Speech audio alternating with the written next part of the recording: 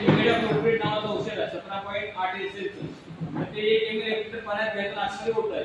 म्हणजे काय होणार की वरून ते औषध खाली टिप्प देणार आणि अळीच्या संपर्कात आली की अळ्या आपल्या मारल्या जाणार.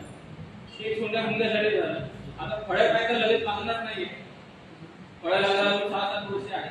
तर ज्यांच्याकडे नारळाची झाडं असतील आणि त्यांच्याकडे बाबा फळांवरती सुरकुत्या पडलेल्या आहेत, त्याला कोळी किडीची लागण झाली असं आपण म्हणतो. तर तसं जर लागण झालेली असेल तर औषधं तेवढ्या प्रकारे काम करत नाही जेवढ्या प्रकारे नेमकी एक प्रति झाडाला जर तुम्ही टाकले 5 किलो दरवर्षी टाकत राहिलं तर कोळी किडीचं प्रमाण हळूहळू कमी होत जातं.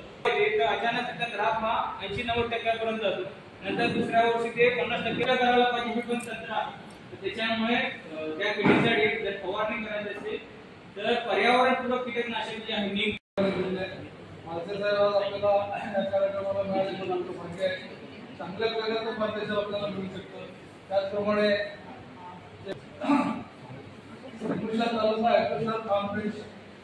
शेतकरी उत्पादक कंपनी आहे आणि केंद्र शासनाच्या धोरणानुसार या संपूर्ण देशात 10,000 कंपन्या झाल्या त्यापैकी ही एक कंपनी आहे आणि या कंपनीचे सभासद आपल्यामध्ये हजर असलेले काँग्रेसच्या मागे बरेचसे सदस्य आहेत. कंपनी चांगल्या प्रकारे गेल्या 3 वर्षापासून कार्यरत आहे.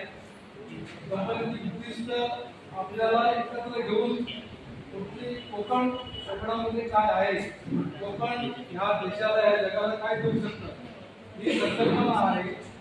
आपण मसाला पीक असेल हळद असेल याच्यामध्ये क्रांती करू शकतो. आज आपल्याकडे परिसराचा विचार केला तर भाजीपाला उत्पादनामध्ये सुद्धा खूप मोठा वाव आहे की आपल्या स्थानिक बाजारपेठेमध्ये येणारा भाजीपाला हा 90% ह्या इतर प्रांतात आलेला असतो. तो आपण टप्प्याटप्प्याने 20-25-50% पर्यंत जर कमी करू शकलो तरी सुद्धा आपल्याला त्याच्यामध्ये वाव आहे. आणि या बाबतीत थोडंसं आपल्याला मार्गदर्शन व्हावं, कुठेतरी प्रोत्साहन मिळावं म्हणून आम्ही हा विशेष कार्यक्रम आज आपल्यापर्यंत आयोजित केला आहे. आणि या कार्यक्रमाला उपस्थित मगाशी एसडीओ साहेब शिंदे साहेब होते, आता कांबळे साहेब आहेत माझे सर, त्याच्यानंतर यादव साहेब, यादव मॅडम आणि सुधार सर आणि माझ्या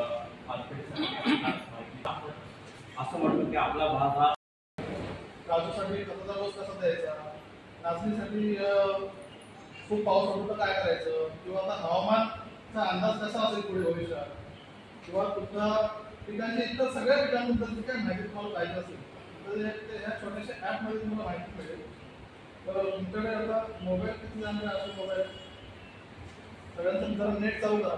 5 मिनिट तुम्हाला सांगतो की अतिशय महत्त्वपूर्ण आहे की नाही. तर हे जर सगळ्यांकडे असेल तर मोबाईल असतील अँड्रॉइड मोबाईल तर सगळ्यांनी जर तुमच्याकडे बाहेर काढा. किती जणांकडे हात करता किती जणांकडे एक 10 लोकांकडे आहे. तर नेट चालू करून तुम्ही ना प्ले स्टोअरला जा. प्ले स्टोअरला मधून ते आहे की कृत्रिम बुद्धिमत्ता म्हणजे आपण आता मी तुम्हाला जे माहिती सांगतोय की दिसून येतो. त्यामुळे जर आपल्याला पेशन्स घेऊन किंवा संयम घेऊन जर नारळ आता जर परत सुरू केलं त्या ठिकाणी घेणं सुरू केलं तिथे पाणी आणि पाण्याच्या माध्यमातून आपण उत्पादनता वाढवू शकतो.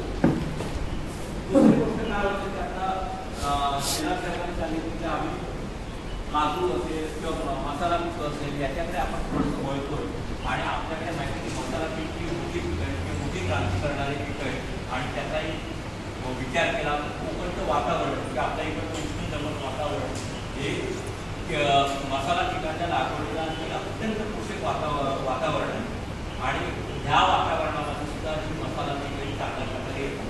आता मसाला पिकाची होय.